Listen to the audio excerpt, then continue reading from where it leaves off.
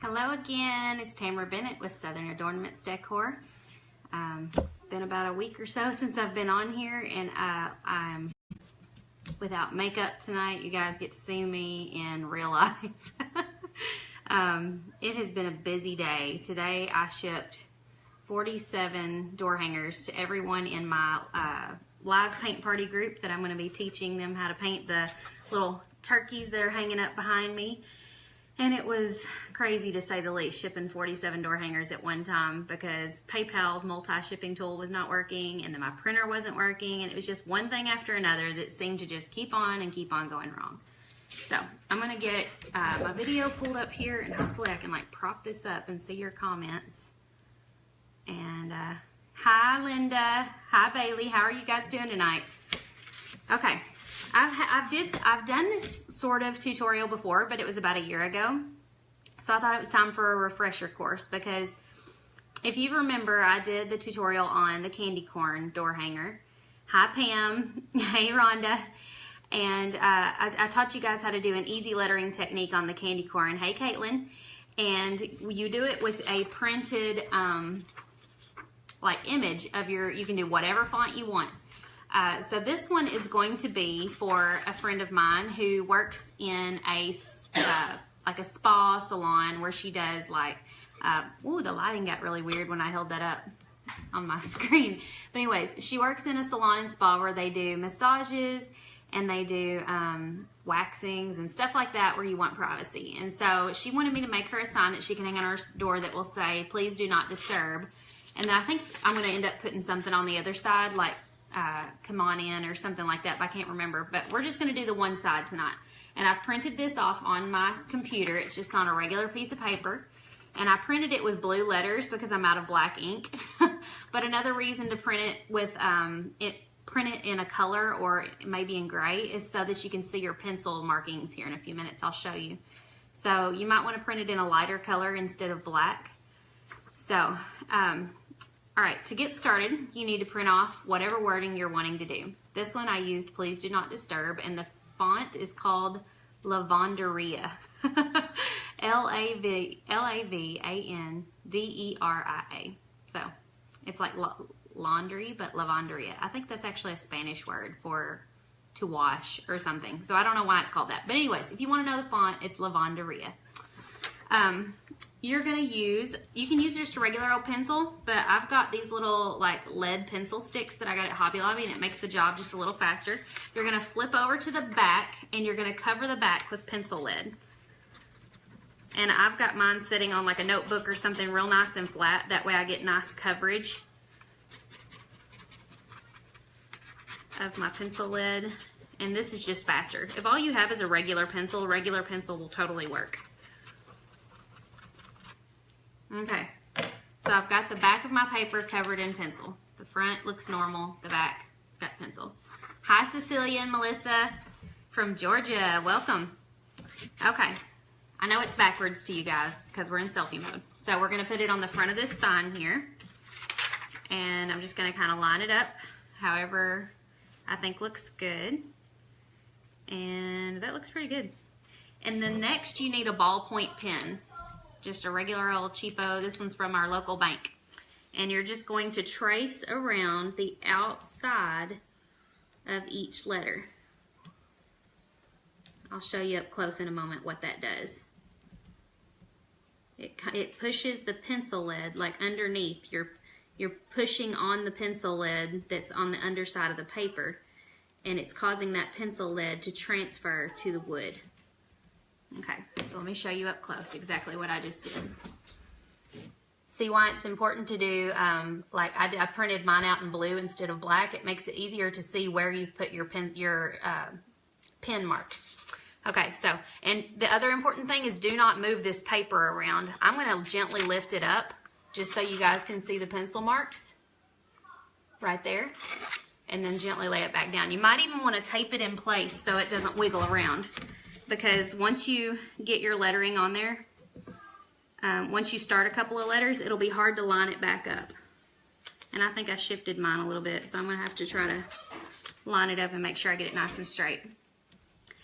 I do so much hand lettering now that I don't really use this technique like almost ever. But I don't know. I thought this would be a good example piece to show this to you guys on, because I know a lot of you guys struggle with lettering and you guys ask me how I do my lettering. And you've asked for tutorials on lettering, and lettering tutorials are difficult because, like I said, the only way you're going to get better at hand lettering is by practicing again and again and again. So there's not a lot I can teach you on that. Just keep trying different brushes and keep trying different techniques and look at other people's examples of the way they hand letter and just emulate what you see. That is how I've gotten pretty good at hand lettering.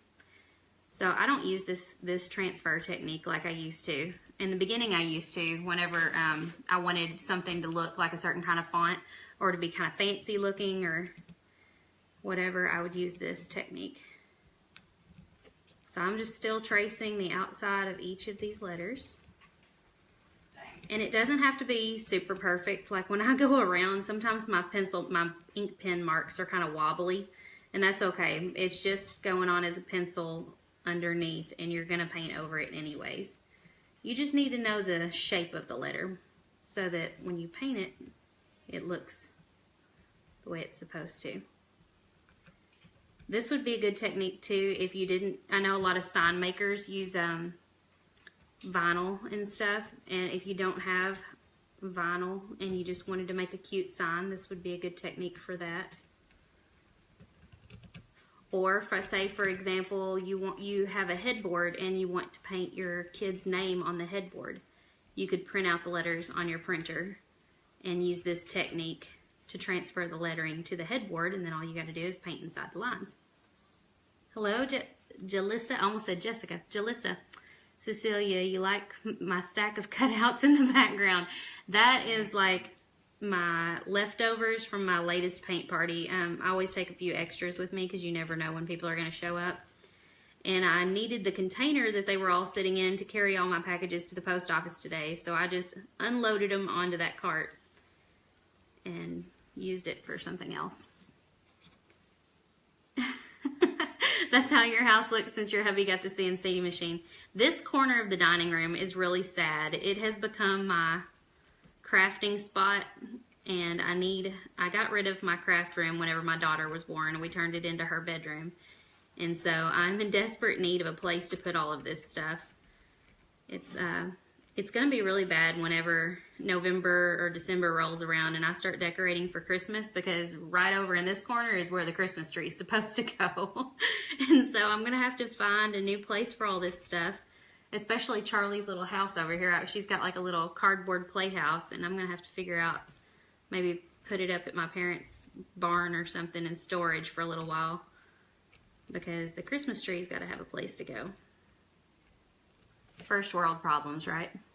You're right, Shanna. I do need a she shed. My husband keeps calling it a man building. He says we're going to build a man building. I said, well, we can build a man building, but you know it's going to become the paint party barn. That's what it'll be named. That would be funny. I could even put those words on the outside. Label it. This is actually the same exact technique I use too for doing the Grinch's face. If you've watched my Grinch face door hanger tutorial video, this is the same technique for that.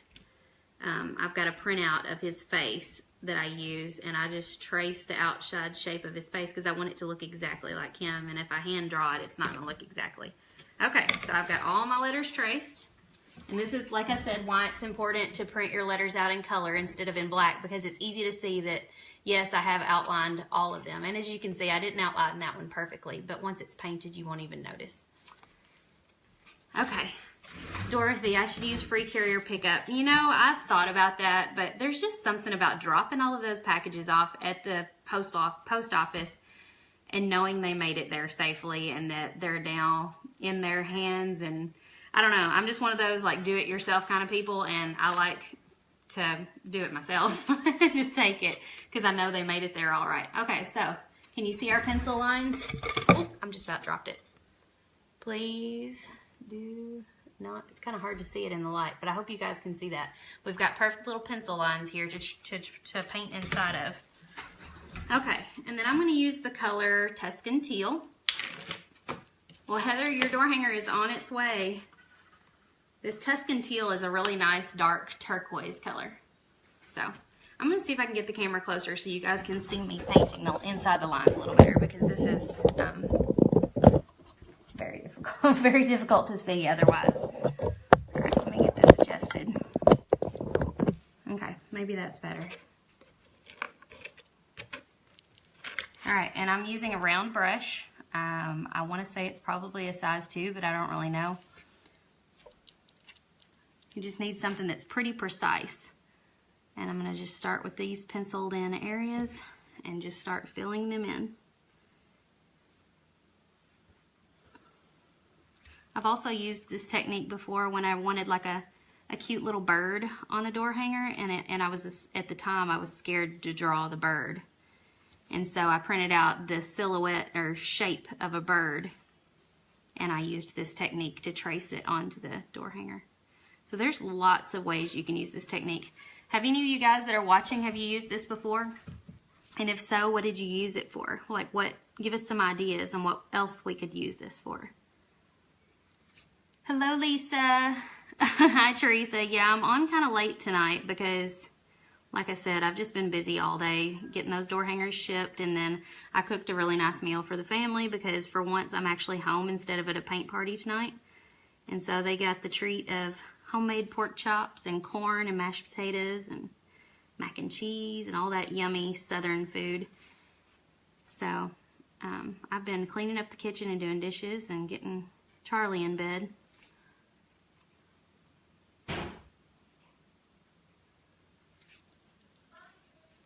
What's everybody up to tonight?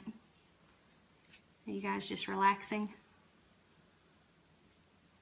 I'm also gearing up for my son's 11th birthday tomorrow. We're going to be doing birthday stuff tomorrow night. You've been using this technique since 2012 to do signs and door hangers, but after all these years, you're still not as fast as me. Sorry, my hand is just pretty used to the paintbrush, I guess. I do paint almost every single day, so that helps. I'm probably faster at painting than I am at writing with a pen. And I actually like my handwriting with a paintbrush better than I like it with a pen. Do I use any special brand of brushes? No, I do not. A lot of them I get off of Amazon or eBay or somewhere overseas. You know, they're just cheap brushes. They're not like anything fancy from Hobby Lobby or Walmart or anywhere. Mainly because I'm not very nice to my brushes. I don't treat them with the best of care, so I try not to spend a ton of money on them.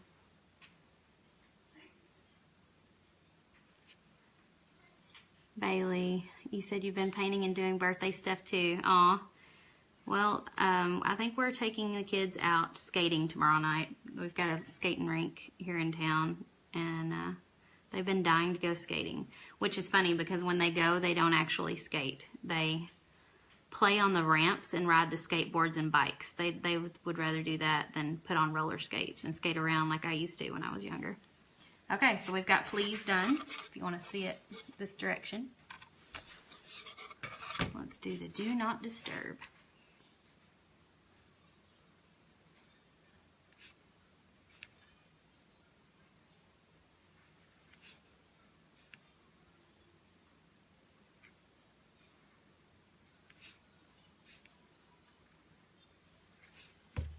I know some of you guys were asking for a tutorial on the pineapple that I posted earlier with all the shading in it. I was actually thinking about doing a tutorial and putting it on my website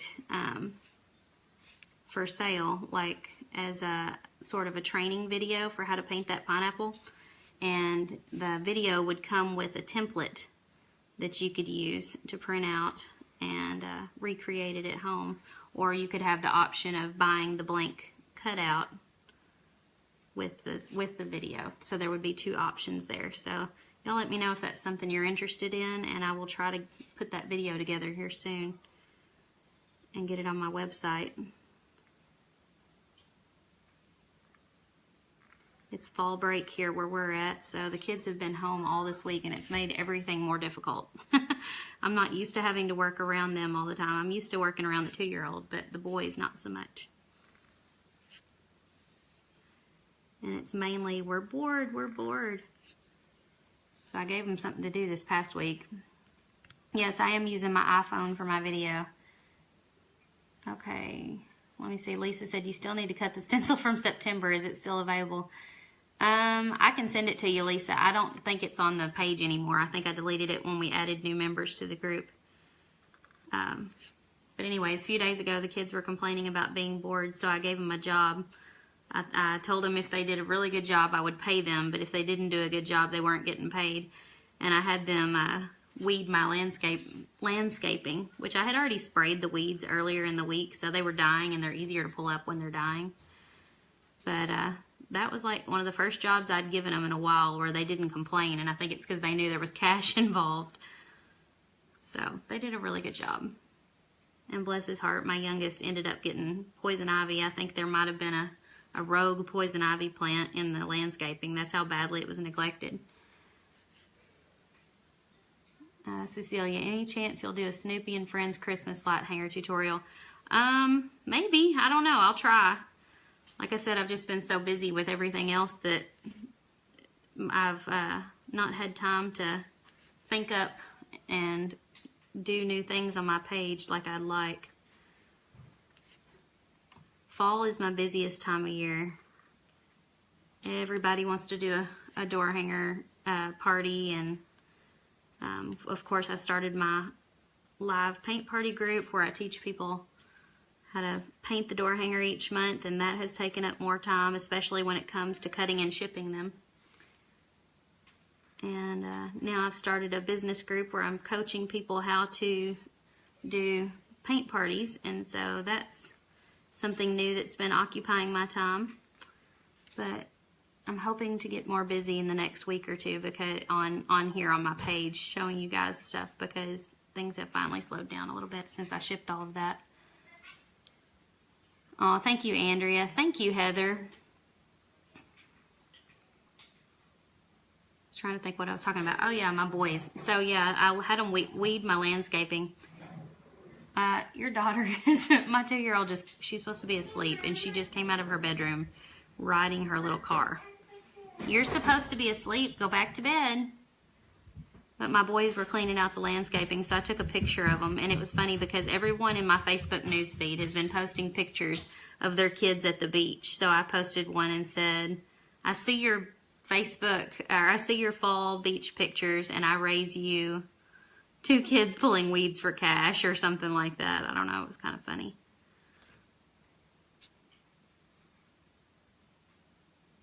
My poor kids don't get to go on a vacation, but they have to work. No, I don't feel too bad for them, though. We went to Florida this past summer when a lot of kids were still probably at home. And then in January, we usually go to Florida again. So they get plenty of vacation. It just may not be at the same exact time all their friends are going on vacation. And so then occasionally they feel left out.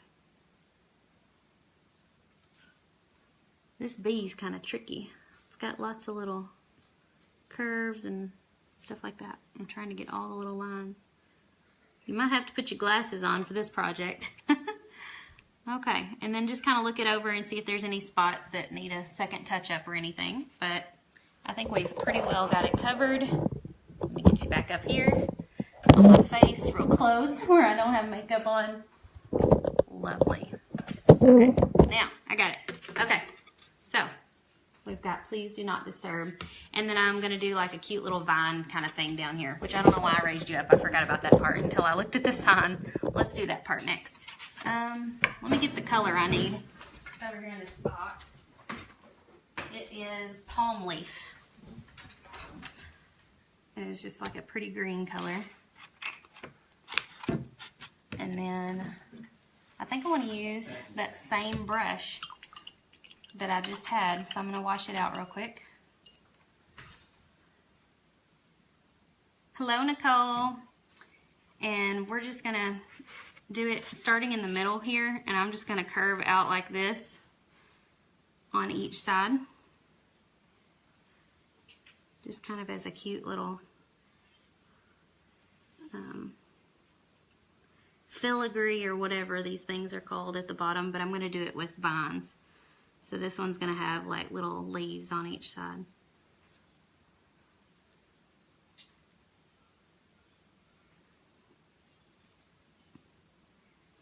And these are almost like little hearts going around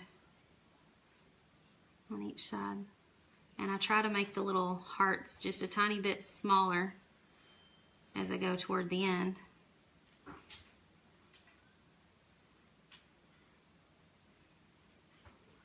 Let's do them going this way.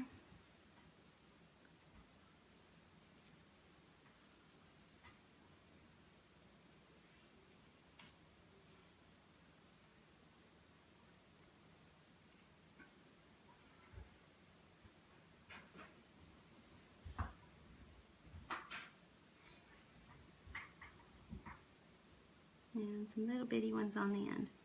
There we go. Okay, I think that was exactly what it needed, just a finishing touch. I can't seem to get the camera up far enough. All right, so there you go. Please do not disturb. I hope this tutorial was helpful for you guys. Like I said, if you want to see it again, I've also done it on the candy corn and the Grinch face tutorials. If you want to go to the video section of my page, you can scroll back through my old videos and find those. So let me know if you guys try this out and if it's helpful for you all. And I'll try to think of something else to do here pretty soon. Like I said, we're going to be birthday partying tomorrow, and then I've got paint parties Saturday, Sunday, and Monday. So I may not be on here again till the middle of next week, but I appreciate you guys getting on and hanging out with me for a few minutes. Thank you, June and Lisa. I appreciate it. You guys have a good night. Bye-bye.